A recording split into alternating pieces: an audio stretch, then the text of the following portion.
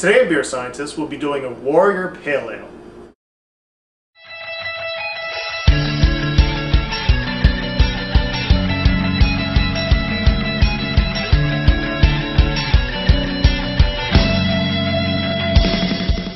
We will be doing a mini mash. Here are our mash grains.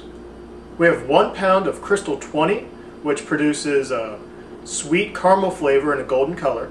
And we have 2.5 pounds of Two Row, which is a smooth, clean tasting grain. We'll also be using 5 pounds of extra pale malt extract.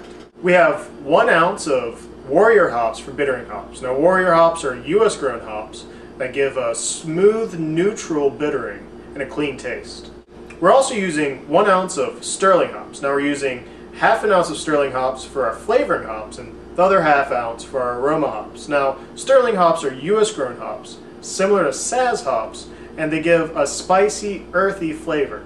So we'll use this for both our flavor and our aroma. For our yeast, we'll be using 1 vial of White Labs California Ale 051 yeast. Now this yeast is known to produce some fruity, full-bodied beers. Brought a stock with 2.5 gallons of purified water up to 160 degrees Fahrenheit. We're going to go ahead, mini mash our grains in this water. We have our grains in a coarse grain bag. We can go ahead and submerge this in the water.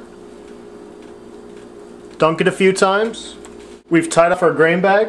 We can put the lid on. We'll just let this mash for 45 minutes. Warrior Pale Ale mini mash for 45 minutes. You can already see some of those golden colors coming out from the mash. We're going to dunk our grains a few times. We're going to turn the burner back on.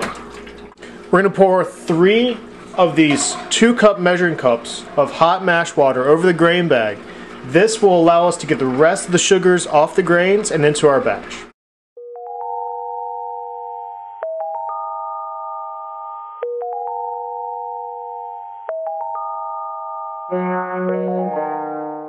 We'll let our grain bag strain fully out, and we'll bring the rest of this batch up to a boil. We have our batch up to a boil. We're going to take it off the burner and then add in the malt extract. Here we have our 5 pounds of extra pale malt extract. We're going to use this sugar as our base for our beer. We can go ahead and add it into our stock pot. We're going to mix it all in, dissolve it all, and then once we have it all dissolved, put this batch back onto the burner and bring it up to a boil again. Here you can see that we've emptied out our container of 5 pounds of extra pale malt extract. It's fully dissolved in our batch. We'll just put this stock pot back into the burner and bring it up to a boil. We're bringing our batch up to a boil. We're going to stir it frequently to make sure that all the sugars we just added to this batch do not burn. Here you can see we have our Warrior Pale Ale. We have brought the batch up to a roaring boil. We're going to go ahead and add in our bittering hops. We have 1 ounce of Warrior hops for bittering hops. We're going to add these into the batch, stir it up, and then let the batch boil for 45 minutes with these bittering hops in there. This 45 minutes of boiling will give us that neutral bittering with a smooth taste. It's been 45 minutes. We've let our Warrior hops bitter this batch. We're going to add in ½ ounce of Sterling hops. This will give us an earthy and spicy flavor. Use this ½ ounce as flavoring hops. And we'll let it boil for another 10 minutes before we add in our aroma hops. It's been 10 minutes. We're going to add in our last ½ ounce of Sterling hops, giving us an earthy and spicy aroma. We'll let this boil for 5 minutes. We're going to take it off the burner, put it into the sink, and use a wort chiller to cool it down to 80 degrees. We've moved our batch to the sink, put our wort chiller into it, and we're cooling it down from boiling to 80 degrees Fahrenheit. Once we have it down to 80 degrees, we can start preparing it for our yeast. Hold our batch down to 80 degrees. We're going to go ahead, put in our primary fermenter, and prepare for the yeast. Here we have our primary fermentation bucket. We're going to pour our batch into this bucket and add enough purified water to bring it up to 5¼ gallons.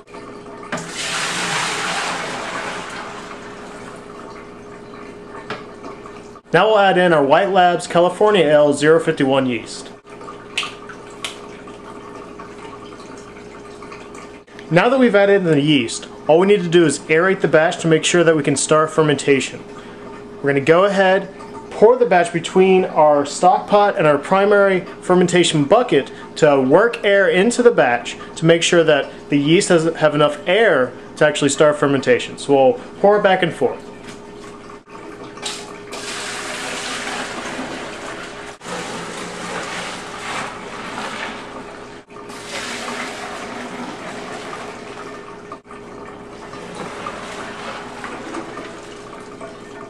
We've poured this batch back and forth. We've worked air into the batch. We're going to seal this up, prepare it for fermentation. Before we seal this bucket, let's go ahead and get an initial gravity of our beer. This initial gravity will allow us to calculate the alcohol by volume of the final beer after fermentation. So we have our thief. We can steal a sample of the beer. Using our hydrometer, we can see the initial gravity. Okay, and we can see that our initial gravity is 1.050, which is very close to the expected gravity. This lid on the bucket. This lid will seal the bucket, giving us an airtight seal, but still allowing CO2 produced by fermentation to come out of the bucket.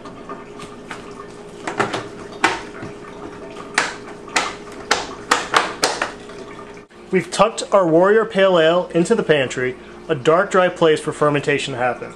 We've sealed it up.